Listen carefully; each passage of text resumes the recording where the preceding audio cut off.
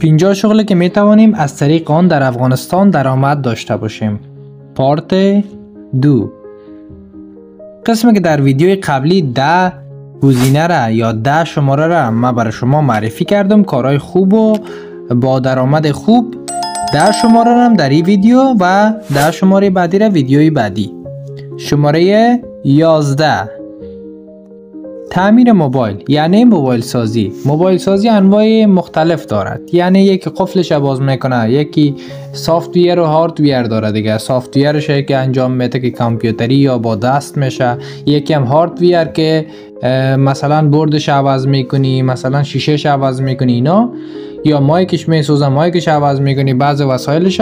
اینا را باید برین یک مدت زمان کار کنین که یاد بگیرین و ترمیم موبایل هم یک شغل خوب است. شماره 12. خرید و فروش موبایل های دست دو. موبایل های دست دو هزینه یکی دو تا موبایل هم داشته باشیم میتونیم با دست فروشی عاید داشته باشیم. اگر دیده باشین یگان بازارها رو به نام بازار جلابی میگه. میتونیم که این شغل هم شغل بد نیست، ولی سر کسی نزنین. مقصد فکرتان باشه که سر کسی تلفن های خراب نزنین. شماره 13. فروش کارت موبایل. کارت موبایل به دو طریق فروخته میشه. یکی میخریم و کارتکش هم میفروشیم. دوم هم چه قسم است؟ میتیو میکنیم، یعنی از طریق تلفن فروشات میکنیم. این که از طریق تلفن ما فروشات میکنیم درصد بیشتر برای ما میمونه. فکرتان باشه که میتیو یگانه راهی است که عاید بیشتر داره. فعلا هم شبکه‌های اجتماعی برنامه هایی را ساختن که فعلا نامش نامگیر نمیکنم تبلیغات نشه برشان. برنامه هایی را ساخته که از طریق از او شما عاید بیشتر میکنین. و شماره بعدی، شماره 14. مشاوره ازدواج و روانشناسی. این بخشش خیلی جدی و مهم است. در این بخش کسایی که روانشناس است و روانشناسی را خوانده و میفهمه راجع به روانشناسی معلومات خاص و معلومات داره که مثلا ما که هیچ اصلا ارتباط امراش نداشتیم با یک دیدن باید بفهمه که من چه قسم آدم هستم. این عایدش فرق میکنه. این فهم و درکت باید خیلی بالا باشه که این وظیفه شماره 14 را بتونی انجام بدی. شماره 15. آب میوه فروشی، دوغ فروشی، آب لیمو فروشی، نیشکر فروشی، چیزایی که فصل به فصل است. انار فروشی، آب انار فروشی مثلا. اینا را میتونین یک شغل به خود بسازین، یک کراچی بگیرین و فروشات کنین. آب زردک خیلی هابویچ میگن نه؟ آب زردک فروشی یه هم یک عاید خوب و عاید نسبتا خوب میتونه داشته باشه. شماره 16. رستوران یا آشپزی. شغلی که من خیلی دوستش دارم، رستوران یا آشپزی. شما اگر آشپز باشین یا آشپزی را بلد باشین میتونین برین در یک رستوران من حیث آشپز فعالیت کنین و یک عاید خوبی داره. شما مثلا آشک، منتو، قابلی 3-4 غذای را یاد دارین، میتونین راحت آشپزی کنین و از طریق از او درآمد داشته باشین. خودش یک شغل است. خداوند ذهنی که به ما و شما داده، از این ذهن خلاق باید استفاده کرد.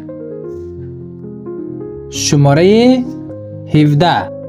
فروشگاه ظروف و وسایل آشپزخانه. ظرف چینی، وسایل آشپزخانه مثلا چی میشه بچه؟ دیگ، قابلمه، ظرفای آشپزخانه، گیلاس. فروشات ظرفای چینی میشه وسایل آشپزخانه. یه هم عاید خوبی داره، ولی فکرتون باشه عایدش که زمان فکر میکنین بودجه تان هم فکر کنین، نظر در بودجه پیش برین. شغل خودتان انتخاب میکنین. 50 تا شغل است، از 50 تا یک تاش شما انتخاب کنین فعلا براتون کافی است. شماره 18. بازم آموزش آشپزی. آموزش آشپزی چی است؟ یک خلیفه داریم، یک سرآشپز داریم، یک مدت زمان پیش از آشپزی را ما میریم رایگان کار میکنیم. مثلا یک برنج و یک سلاد جور کردن و یک آشک و یک منتو اینا را به چند روز یاد میگیری. خیلی هم ساده میتونی بیایی در خانه دوباره تکرار کنی و دوباره بیایی تمرین کنی، پخته کنی. هم کمک به خانواده میشه، هم تو یک شغل رو یاد گرفتی. پس آشپزی آموزشش یک شغل خیلی خوب است. شماره 19، هم میتونین یک شغل به خانواده تان بسازین، هم میتونین یک شغل برای خودتان بسازین. چرا؟ شیرینی پزی کامه یعنی و شیرینی فروشی. شما میتونین یک شیرینی فروشی برای خودتان باز کنین. شیرینی هایی که خیلی خریدار داره، در دکانهای دیگری هم میتونی به فروش برسونی، در خانه تان میتونی بپزی و بفروشی. کار سخت نیست، مصرف زیاد هم نداره. در شروعش میتونی با 4 تا 5 تا دکان قرارداد ببندی و بگویی که من اینی شیرینی را میپزم. مثلا کلچه را گپ بزنی، کیک را گپ بزنی، شیرپیره را گپ بزنی. اینایی است که خیلی مصرف کم داره، با بودجه خیلی کم میتونی که استارت کارت بزنی.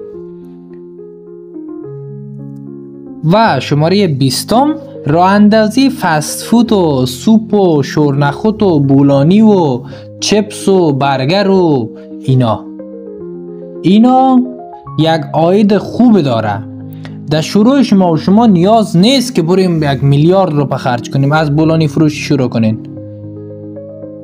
کراچی کار نداره، هیچی کار نداره، با بودجه خیلی کمه ما میتونیم که یک شغل به خود درست کنیم. و فکرتان باشه دوستای عزیز، این شغلا از کوچکترین هم میتونیم ما شروع کنیم. شما قرار نیست که کل از این را انجام بدین، یک تاش انتخاب میکنین انجام میدین. خب دوستای عزیز، 10 شغل بعدی را ویدیوی بعدی بیاین داخل چینل با هم بیننده می باشیم.